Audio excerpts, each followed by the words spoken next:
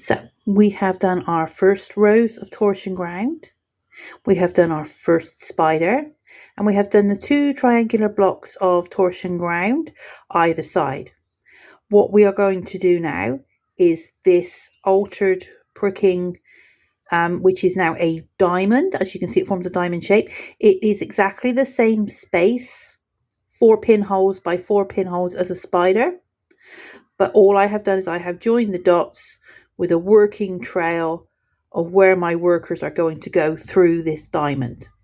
You still need your 4 pairs like you would do for your spiders, but we use all 4 within the diamond rather than using 2 pairs on each side to frame it and then 2 pairs on each side to work the spider. All 4 pairs will come in and out of the diamond. This is not a specifically difficult technique, but you do need to pay attention to where things are coming in from and where they're going out to, just to make sure that you have 4 in on each side and 4 out on each side at the right pinholes. So this is how we're going to work it.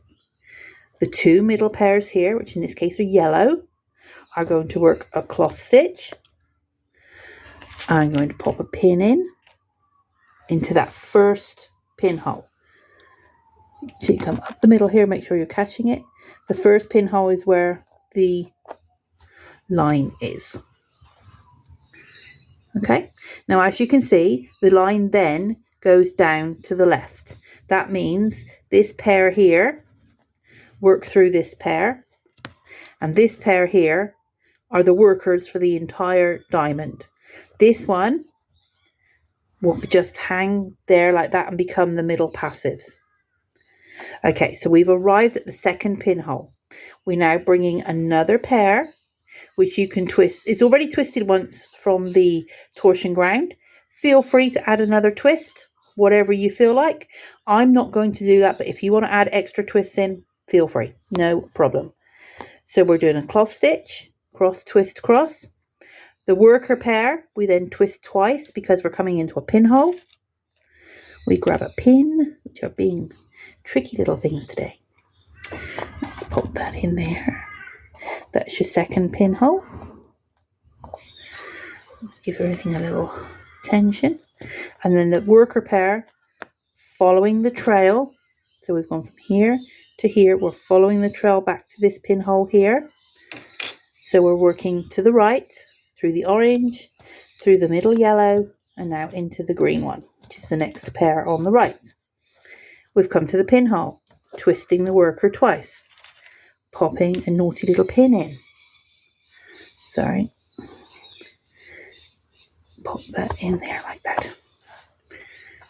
And just every row we're going to tension a little bit just to make sure it's all looking fabulous and there's no big gaps that we can't change at the end.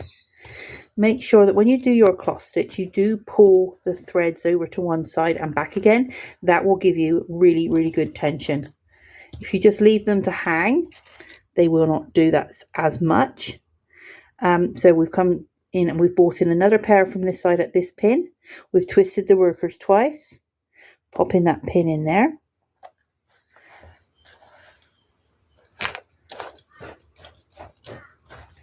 And we're going back, cross, twist, crossed, all the way through these 4 pairs now.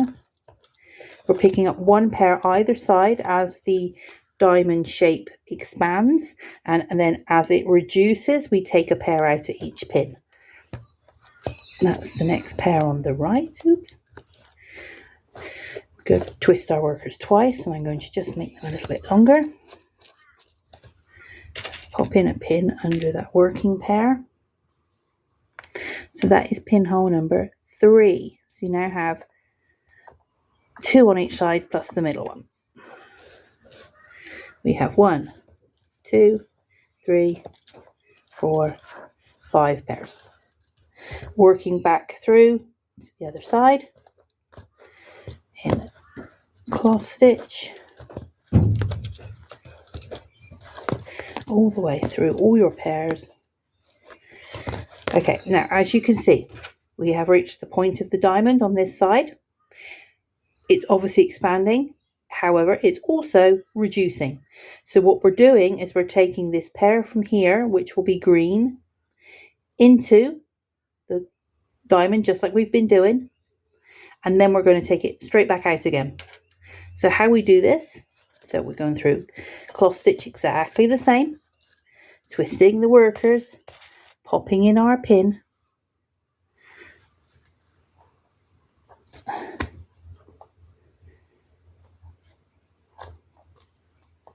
tension and everything.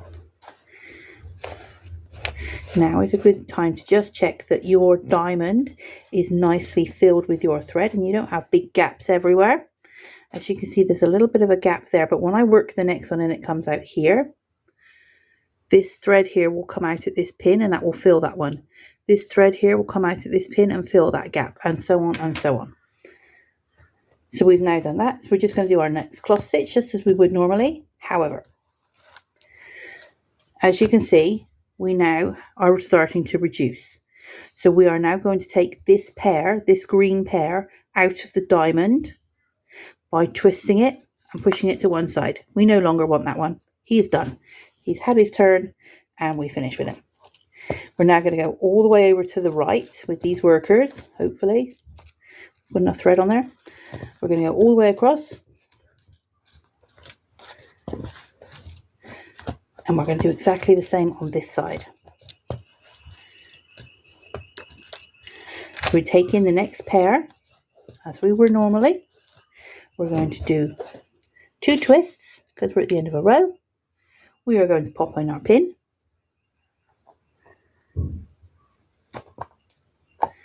We are going to tension.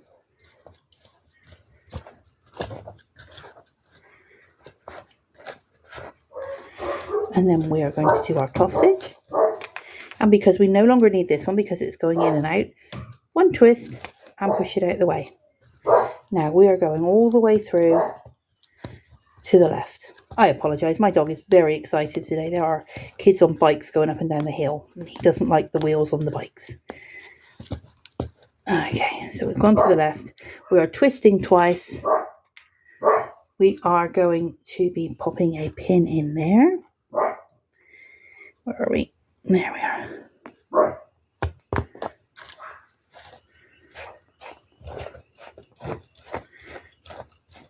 Tension and everything. Our cloth stitch there because we don't need this one anymore. 1 twist and out it goes.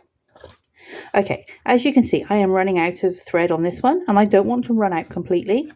So what I'm going to do is I'm going to swap it with one of the bobbins in the middle. I will show you how to do that, just of the same colour. So through the orange one as per normal. Now, here are the yellow ones. I am going to swap. Let me show you. See if I can do it there. I'm going to swap this one with this one. As you can see, this one's much fuller. And that's a pair and that's a pair. So we go 1, you cross, 1 twist. Now this one, I want to swap with this one. So I'm doing 1 more twist on that pair. So it swaps places. So that when you do your cross again, this one now stays in the middle and you have an extra thread on your working pair. That's all you need to do is 1 extra twist wherever you need to. This is a sample pattern, so I'm not going to add any extra if I can help it. Okay, so that's that one. Let's go back up here.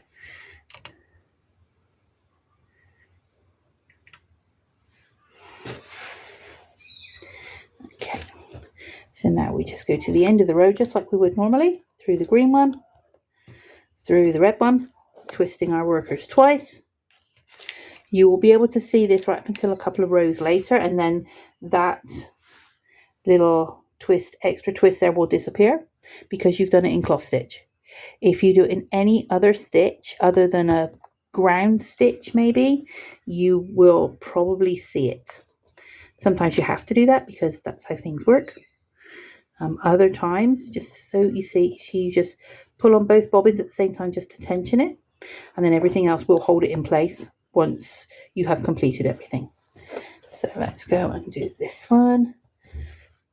And And we're twisting that one because we're reducing, so that one's going out the way over there. Going back through to the left, through 1, 2, 3 pairs. That's the purple pair is what we took out at this pin here. So far we've taken out this pair, this pair, this pair, and this pair. Okay, twisting twice, popping in our pin,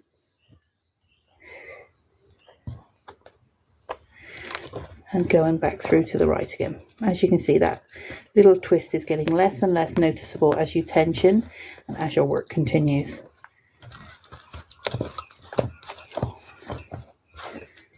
Through the green, twist, twist, pop in our pin,